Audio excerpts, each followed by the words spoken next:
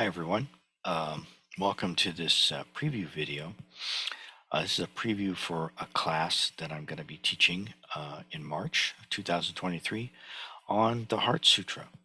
And not just on the Heart Sutra, but especially on the Heart Sutra as it is written traditionally in traditional Chinese characters, and as you can learn to write it in traditional Chinese characters. That's really the main point of the class. Let me share my screen and start with the presentation here. Now, uh,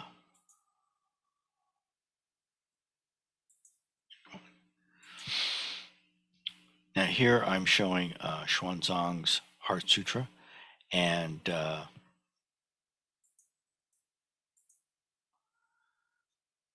actual true historical relationship between Schwansong and the Heart Sutra is not a completely settled question. Um, Traditionally, most people throughout East Asia associate Schwansong with the Heart Sutra, especially with the form of the Heart Sutra as it is chanted by the vast majority of people throughout East Asia. And therefore, for convenience, we can refer to Schwansong's Heart Sutra just to make sure everybody knows which Heart Sutra we're talking about. It's not necessarily making a historical claim about what Schwansong's relationship is with the Heart Sutra. And anyway, this is it right here. You can see this is the entire Heart Sutra written out uh, in Chinese characters. If you go and count them, there's 270 characters here. Actually, sometimes people say there's 260, but there's actually 10 characters in the title. This class on the Heart Sutra, well, we will be learning the Heart Sutra character by character, learning how to write the Heart Sutra. This class will meet one time a month on Saturday for 2 hours.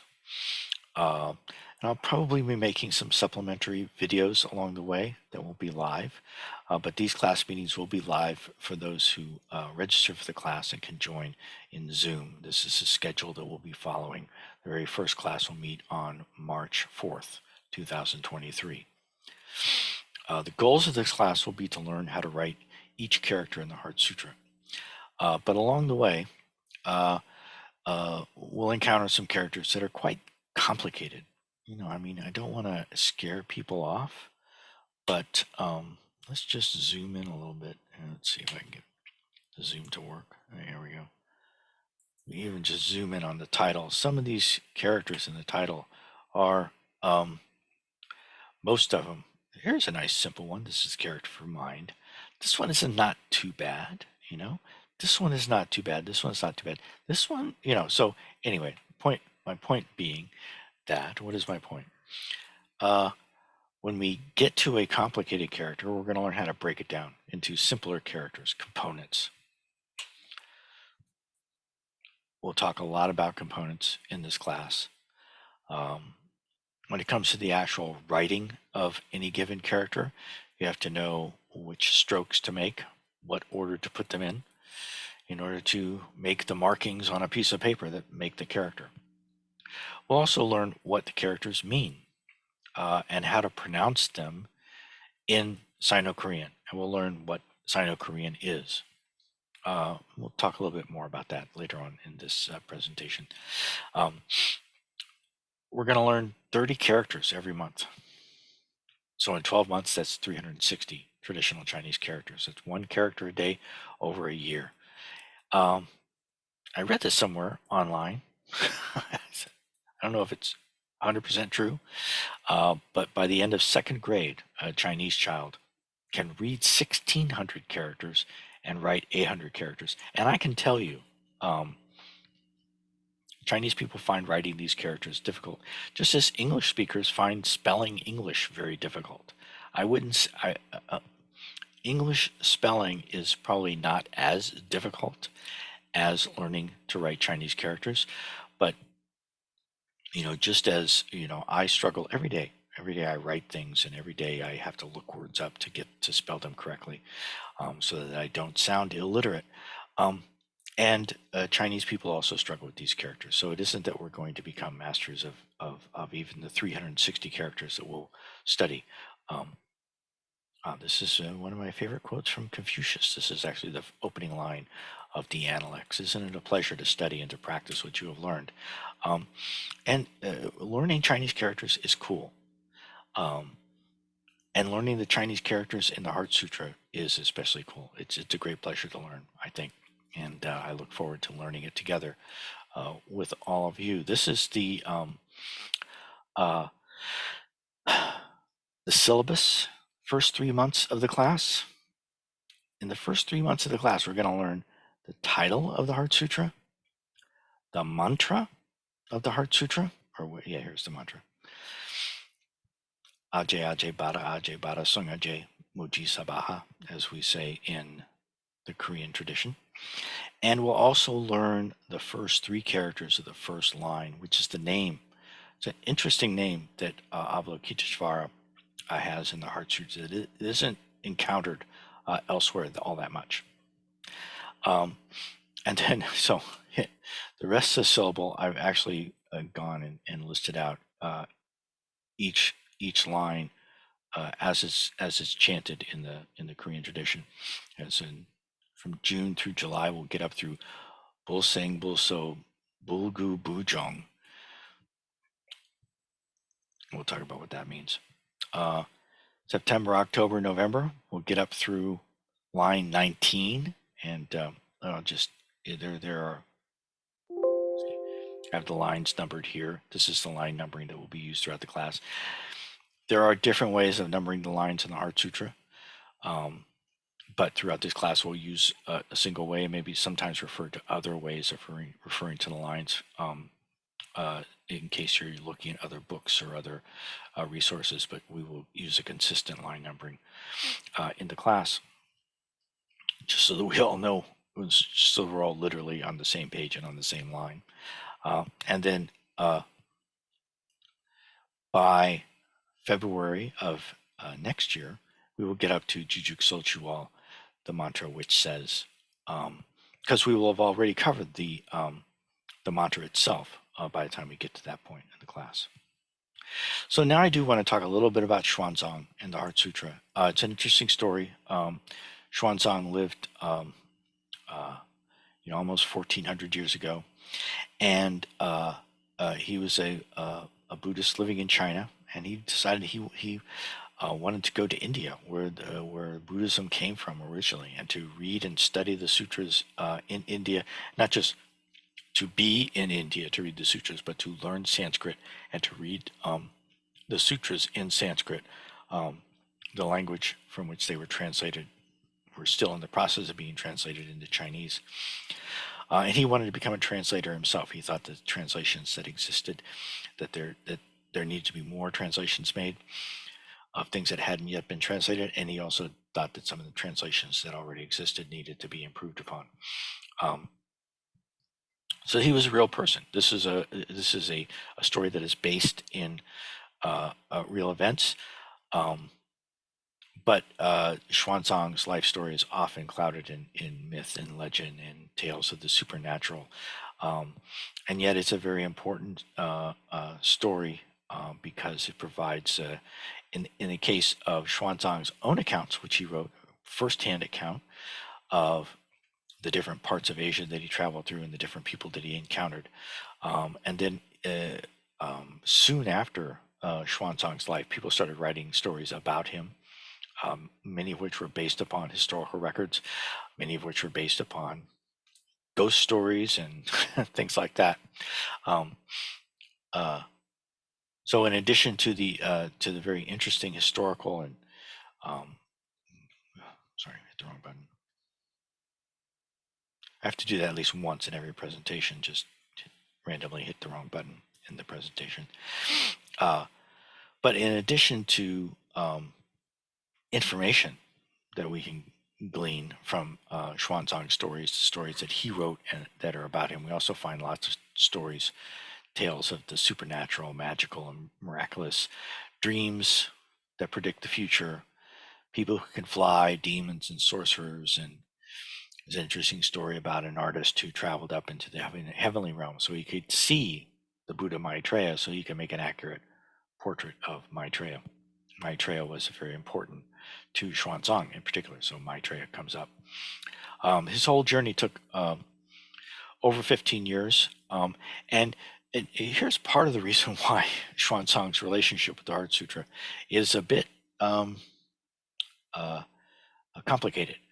Um, uh, Before he had left China, while he was still in the part of Asia where people spoke Chinese, before he had gotten into Central Asia, um, on his way eventually to India, uh, by Xuanzang's own account, he encountered someone who knew the Heart Sutra and recited the Heart Sutra to Xuanzang in Chinese. Um, and Xuanzang says that for the rest of the journey, he recited the Heart Sutra to protect himself, not only from dying of thirst in the desert, but to protect himself from. Oh yeah, so the emperor of China at the time, even though by the time Xuanzang came back, he was celebrated as great um, Buddhist adept and saint. Um, but at first, the emperor didn't want him to go to China. The emperor was suspicious of people, including Buddhist monks, who were traveling back and forth between China and anywhere else. There was a law against traveling outside of China, and so sorry. So the emperor had sent people to stop and arrest Xuanzang. He chanted the Heart Sutra to protect himself from that. Bandits and so both natural and supernatural um, uh, dangers.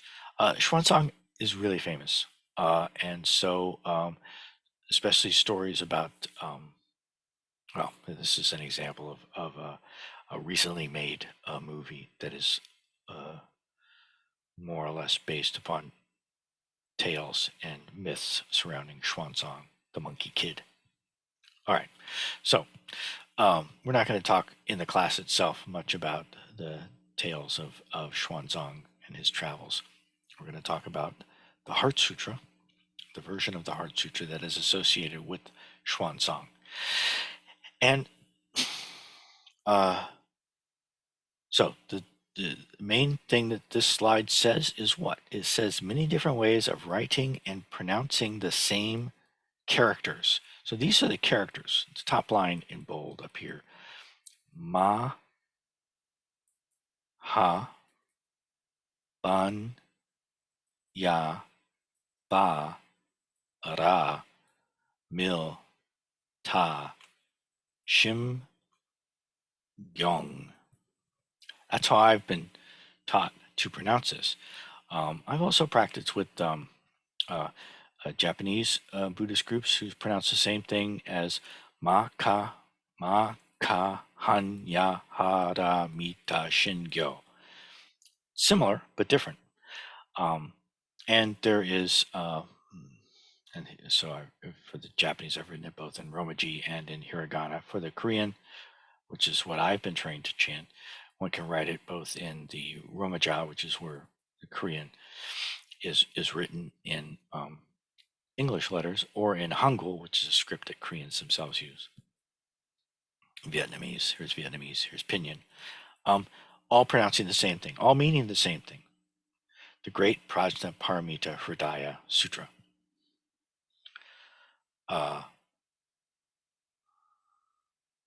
and so when you learn to write the Heart Sutra, uh, uh, so even though there are many different ways of pronouncing the Heart Sutra, when you're learning to write it, if you don't already know the Heart Sutra, you should learn. And in this class, we'll be learning. For those who don't already know it, we'll be learning the Korean or the Sino-Korean pronunciation of the Heart Sutra. Um, if you already know it in another pronunciation, that's fine. You will be able to match up character by character, and there'll be enough information provided in the class so that you can see, even if you're using the Japanese or Vietnamese or the Mandarin pronunciation, you should be able to align that up with what we're studying in the class. The main thing we'll be focused on is on the characters, but it's easier to learn. Yeah, it's easier to learn to recite the Heart Sutra than it is to learn to write the entire thing. Uh, and learning to write it is very helpful in learning of the learning to recite it is important, and I would say necessary to learn how to re- write it, recite it, and write it. You have to learn both. Well, you can learn how to recite it without knowing how to write it. Anyway, this is just emphasizing that the pronunciation that we'll be learning in the class is in Korean. It is not in the Korean language. It is the Korean pronunciation of the Chinese characters. Um, what we'll be learning is the same Heart Sutra that everyone in China, everyone in Korea, everyone in Japan, everyone in Vietnam all recite the same Heart Sutra. They pronounce the characters differently. Um, and so we will also have some additional information provided, such as the Mandarin pronunciation, which you don't have to learn, um, but which is helpful to know. Okay, so I mentioned components earlier. This slide, I want to look a little bit at what that means. Here's a character that's not that complicated. It's a very famous character in the Heart Sutra, Kong, emptiness. It's actually made up of two characters, one for whole, shui whole, one for gong, work. Oh, and here's a line from the Heart Sutra, very famous line. Form same is emptiness, emptiness same is form. Form is emptiness, emptiness is form. So um, uh, even though there are only 270 characters total in the Heart Sutra, if you I probably have this in a future slide, but I'm just going to say it now and probably repeat it later. Um, even though there are 270 characters in the Heart Sutra, if you include the title, many of those characters are repeated over and over again. So there's really only 119, I think is the number of unique characters in the Heart Sutra. But once you start taking those characters and breaking them down into their component parts, then it starts to add up. There's over 320 characters altogether if you include all of the components as you break them down. As you can see here, even the components can be broken down further. These are the two components, or this is this is one of the components, and then that can be broken down even further. And one of the things that I'll talk about in the class, what if you take one of these characters, you can once you have it on a slide or on a PDF or in a Word document or on a web page, you can copy and paste these characters into a Google search field, and then say, choose the image option in a Google search or DuckDuckGo search or any other search engine. And if you choose the image search, then you can say, what does this look like? And that can be very helpful. So as you see, if I kind of went over it pretty quickly, but if we break down Kong into all of its component parts, one of the components is just this little dot or little check on top of the character. If you look at all the components, all the characters in the Heart Sutra that contain that component, there's a lot of them.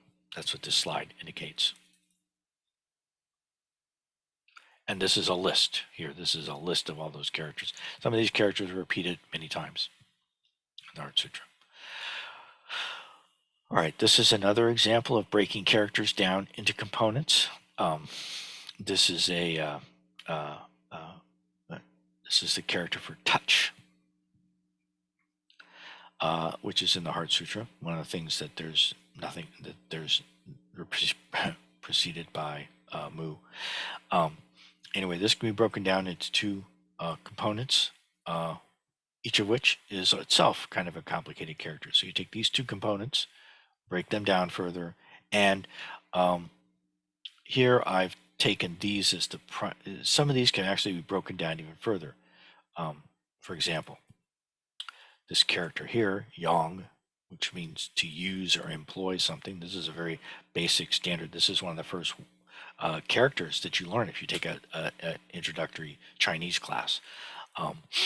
This character can be broken down further, but I'm leaving it in this graphic just to illustrate how a very complicated character can be broken down into component parts. Often even these components can be broken down even further, but these components all make up very standard. These are 5 very commonly encountered components, most of which are either words or what are called radicals, which is another thing that we'll talk about in the class. And I've just color coded it here just to kind of, we'll see this kind of thing over and over and over again in the class. You'll get used to it. You'll get to the point where you begin to, even for a character that you've never seen before, you'll look at it and you say, oh yeah, I see. That's the sun. That's the moon. I mean, those are very popular, common characters. Popular, common components in Chinese characters are the character for sun and moon, and for other things. So as I said, there's 270 characters in the Heart Sutra. They're often repeated. These are just some examples of characters that are repeated a lot.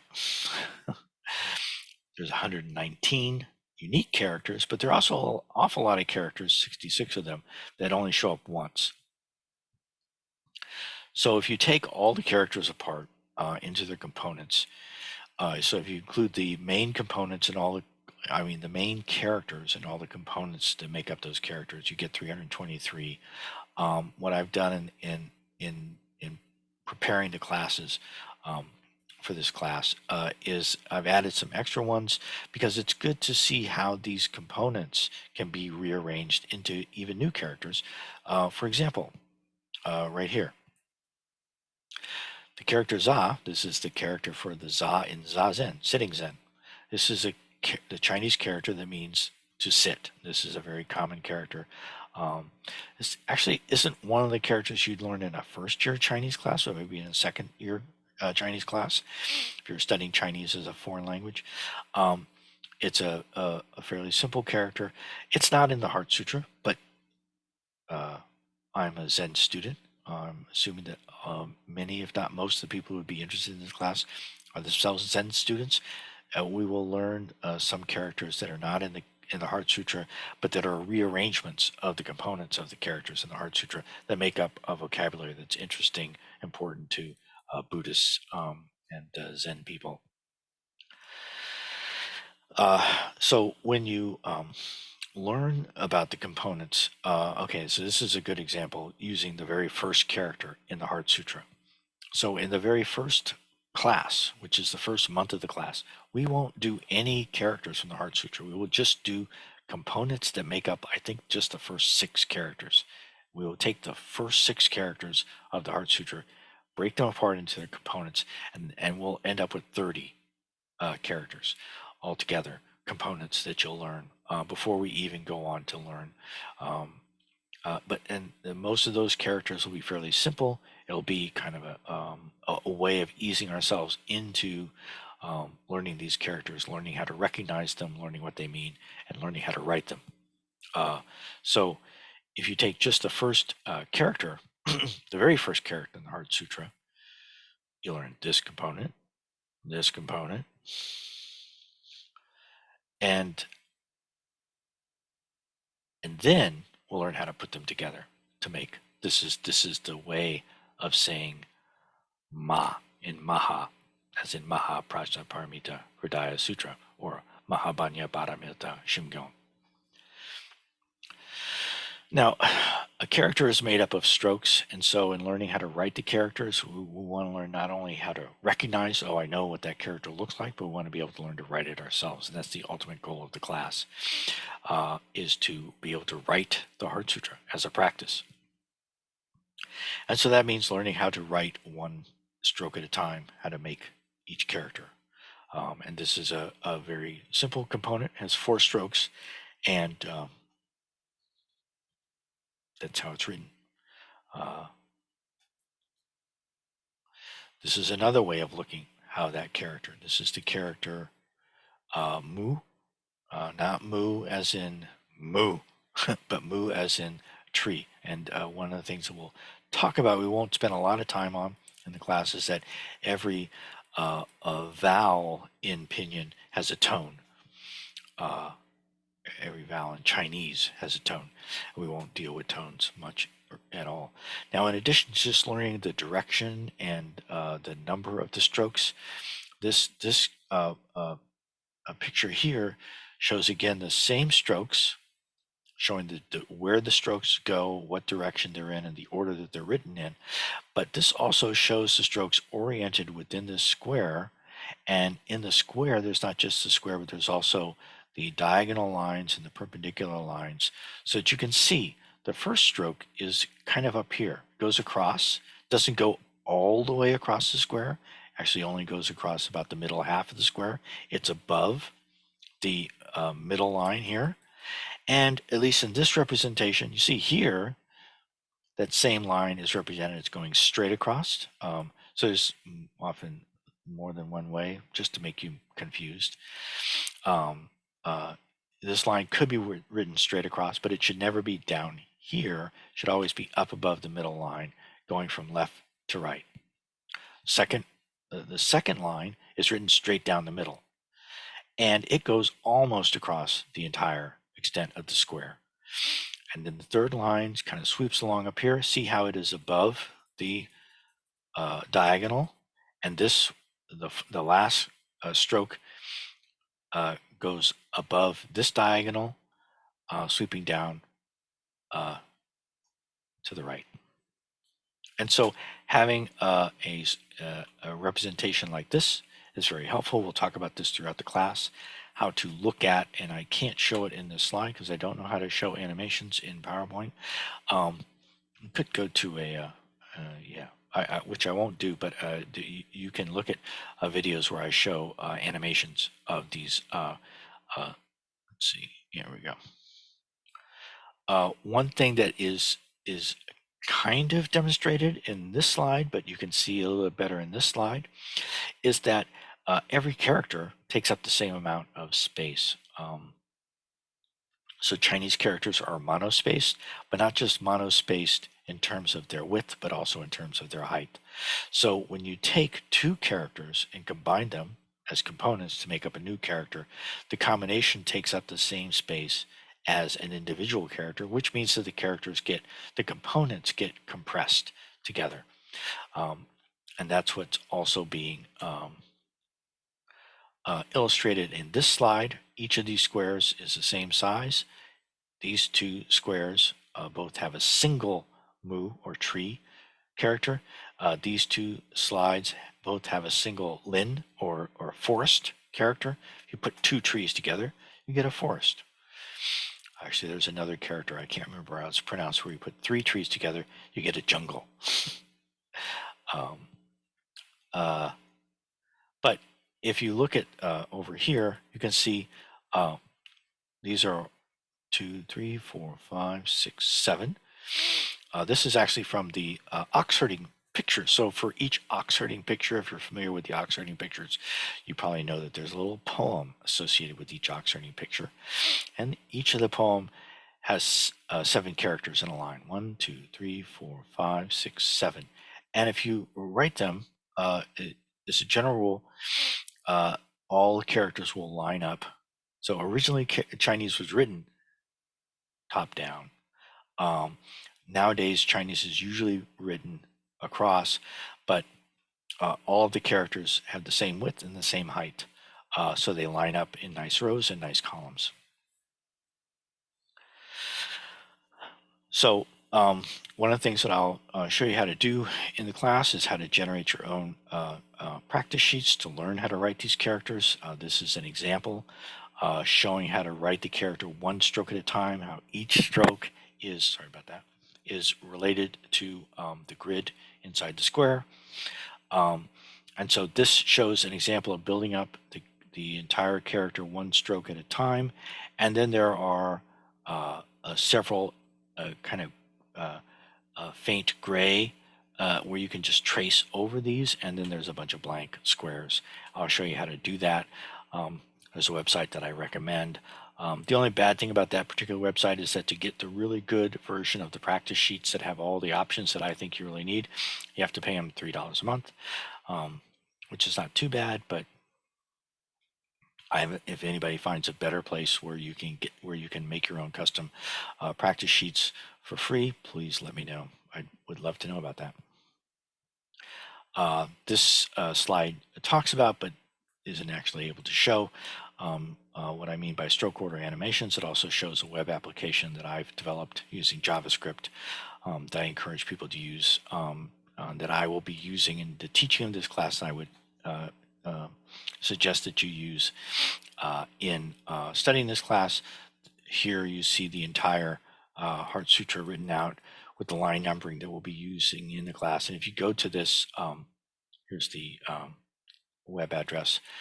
If you were to click on this, you would see this. Well, actually, you'd have to click. You have to do one additional click. You'd have to make sure that you select up here. You see, if you, in fact, I'll blow this up just enough so that you can see it. Hopefully, you see up here, heart, the yellow heart. You have to click on that button in order to go to the selection. There's lots of other things that are on this website, including the homage to the three jewels, the Kanzeon chant, the Kwanzaa Bosal and Jijang Bosal chants, Master Wee Song's Song of Dharma Nature, the poems and the ox herding pictures.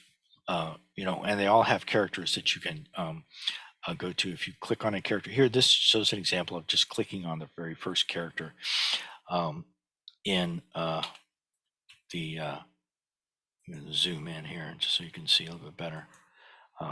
In this example, I've clicked on the Ma character. It shows that it is actually pronounced Mo in Pinyin.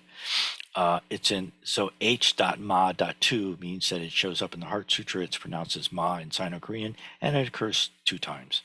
And it's used for its phonetic value. That's the meaning is not important in this context, but if you were to use this, means rub, scour, grind.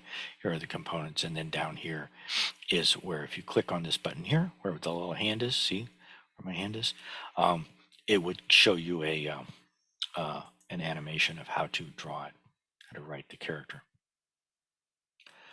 Yeah, this is kind of what I just showed you before. This is just zoomed in a little bit so you can see it better.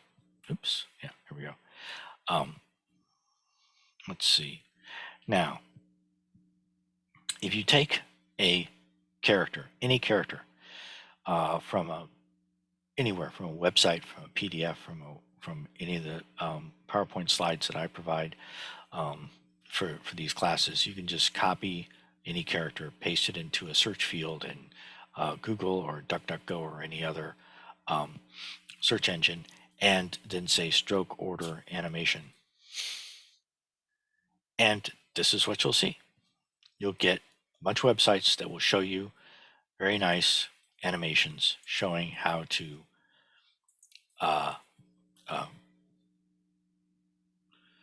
actually write the character. All right, so here's a summary. We'll learn 30 characters a month for 12 months. That's slightly less than 1 character a year. I mean, one character a day for a year, for a total of 360. We'll learn how we'll learn about components and how to put characters, more complex characters together, and how to take them apart using these components. We'll learn what the characters mean. So you'll be able, when you say no eyes, no ears, no nose, no tongue, no body, no mind, no sound, no smell, no taste, no touch, etc. We saw that. I showed the character for touch, remember? And we'll learn each of those. No gets repeated a lot. Not gets repeated a lot. Empty gets repeated a lot. But we will learn what these characters mean, as well as which characters are associated with which sounds. Mu mu myung myung mu mu myungjin, neji mu no sayo, etc. You'll if you know the Heart Sutra, then you'll learn how to associate the characters and their meanings with the sounds that you already know, if you know how to recite it. And if you don't, then we'll be learning that too. Now, it's also good to know that the characters that we'll be learning are, many of them are common characters in everyday spoken Chinese. A lot of them aren't, but many of them are. They're also very common characters that are found in many other Buddhist texts and practices. The homage to the three jewel chants that you may already be familiar with, Kwanzaa Bosal and Jijang Bosal, chanting the Thousand Hands and Eyes Sutra. You may or may not know about Wisong's Song of Dharma Nature, which is a beautiful chant in the Korean Buddhist tradition. The Kanon Sutra, Zen koans. I talked about the ox herding pictures.